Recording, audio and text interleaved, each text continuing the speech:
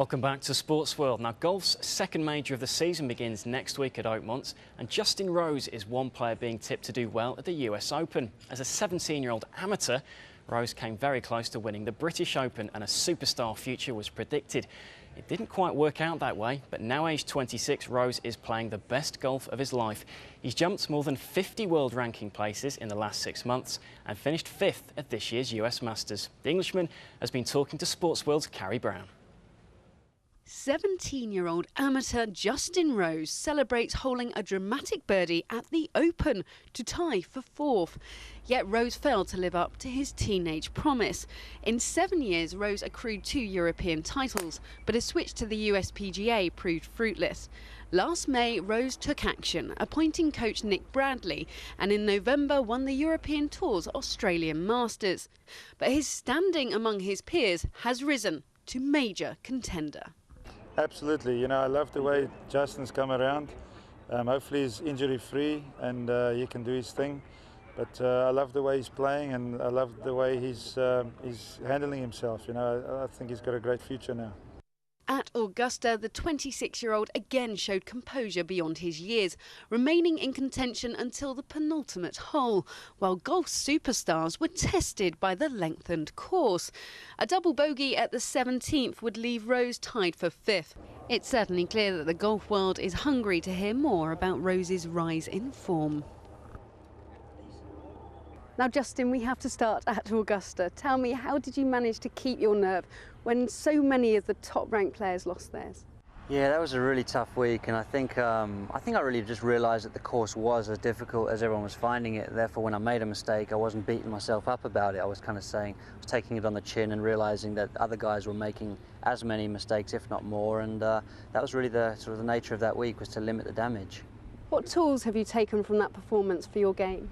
I think really just the inner self-belief and realising that at the highest level of the game I can compete and I can enjoy the competition. I think that's really what, almost I surprised myself at how calm I was and how much I was able to take in the moment and enjoy it. And I think for my own personal self-confidence, that was huge.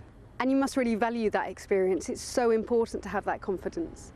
Yeah, exactly, because you only really learn those certain things by being in the situation. You can't really prepare for it. You can do as much as you can off the course and to try and believe that when the time comes you'll be ready, but only by being in that situation do you really find out what you're made of. So Justin, can I bring you into the great golfing debate? Was the Augusta course tough or unfair? Tough, just tough for me. Obviously I had a good week, so therefore I got good feelings about the place, but I prefer to see courses firm and fast, and when they're firm and fast they play difficult. I remember watching that. It seems like yesterday, but already the next major is upon us. Are you ready for it? Yeah, I think so. I mean, obviously, the majors get, you really prepare for them for 4 or 5 weeks leading into the tournament. So for me, it's been on my mind for quite some time, and I'm hoping I can get all the right, juices bubbling and get really up for it. Now, have you played at Oakmont before, and what tools do you think you'll need from your game? How will you adapt to the Oakmont course? Yeah, I haven't played the course, but I've heard a lot about it, and I've kind of been working at what you might need there. I think, obviously, the greens are, I believe, as tough as Augusta, if not tougher. They are crazily quick and very slopey, so I think a good touch on the greens will be great, but good strategy, making sure you keep the ball below the hole as much as you can, giving yourself as many uphill putts as possible.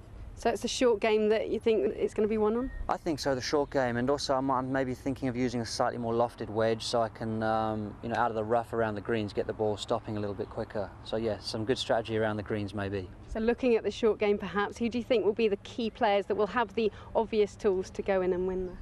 I think obviously Mickelson's got a great short game. I mean, we'll see how thick the rough is in terms of hitting fairways that week. You've got to say Tiger, obviously. I think Patrick Harrington might be good he's got a good mindset for that type of golf. He's he's a very good grinder, and on weeks that are very, very difficult, he seems to play well. Now, the US Open has been held the most at the Oakmont course. It's now the 8th time it will be held there. Do you think that means the elder players will have more of an advantage? Yeah, definitely. Obviously, 1994 was the last time it was played there, I believe, and obviously Ernie won that. So again, he's going to be one who's going to go there with a lot of good feelings, and yeah, that's always an advantage, but at the same time, guys get to learn the course pretty quickly these days. Now, you've moved over to the USPGA Tour. Has that improved your game? Yeah, I think it's made me more of a rounded player. I've got, you know, you tend to play in very varying conditions, even though it's in one country. But by playing on the East Coast or the West Coast, you really face different conditions. So for me, it's made me a more rounded player, and just the experience of playing in front, you know, with the same sort of guys every week, you know, with the top players and with big crowds. I think that's good for your game. Now, Justin, I hate to burden you, but it's been 8 years since a European has won a major. It's time to end that, surely. Yeah, I think it has to be broken. I think it's going to be like it's going to be a bus. You know, once one comes along, there's going to be many that follow. So hopefully we can break the trend. Fantastic. And looking more personally at you, you're working with Tradition. There are big brokers. Have they been helping you to spend your prize money? Are you getting involved in stocks and shares? Or? Yeah, not spending it, helping me hang on to it, I think, and you know, make my prize money grows. They haven't got you on the trading floor yet? No, not yet.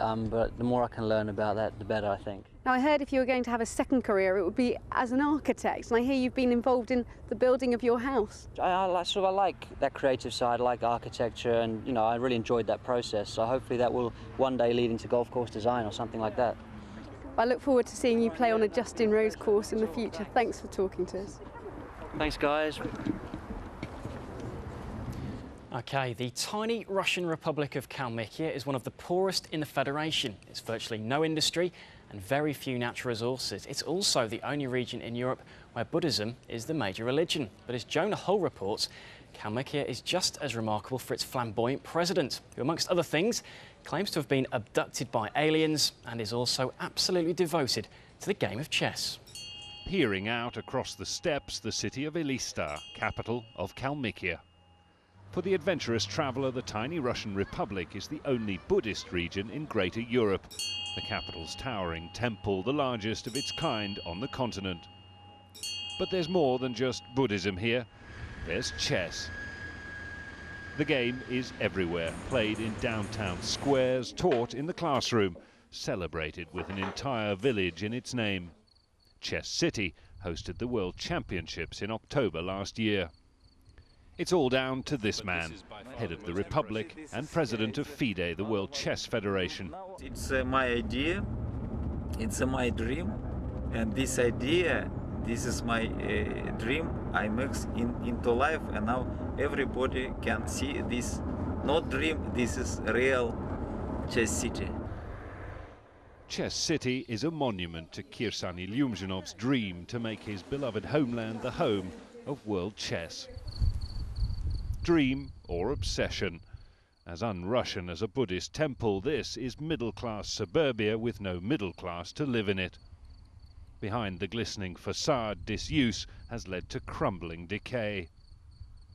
The multi-millionaire former car dealer turned president is undeterred. He plans to make it even bigger. This is what is existing. Yes. And this is in 10 years it was built, I think, during 10 years we finished here. So what exists now is this portion here, and you plan to build all of this in 10 years? In 10 years, yeah, during the 10 years. The president is a former chess professional, local champion by the age of 14. Call it stupidity, but it seemed only right to challenge him to a game. I'm wondering if perhaps you have 2 minutes for a game of chess. 2.5 minutes. Okay. As a competitor, the president almost earned the title chess master. These days, he's more of a social player, and a very sociable one, as it turned out. Draw? Draw! Yeah. It can't be a draw. Draw. I accept. Spending $100 million on building a Buddhist temple and a city of chess is money that would be much better spent on roads, hospitals, schools. What do you say to that? For roads, for schools, I spent more than $2 billion. 10 years ago, it was no gas pipeline to people. And now 90% of Kalmyk people can use the gas in the houses. And now they have water. And this is billions of dollars which we spent for the good life of Kalmyk people. Indeed, Ilyumzhinov has breathed life into the tattered economy here. But more than that, he believes chess has put Kalmykia back on the world map. Jonah Hull, Al Jazeera, Elista in the Republic of Kalmykia. And you can see more of Jonah's interview with Kalmykia's president on our website. You can watch Meet the President at aljazeera.net/English.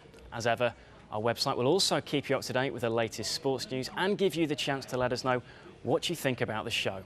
But that's it for this edition of Sports World. We'll be back next week with more. I'm Andy Richardson. You're watching Al Jazeera.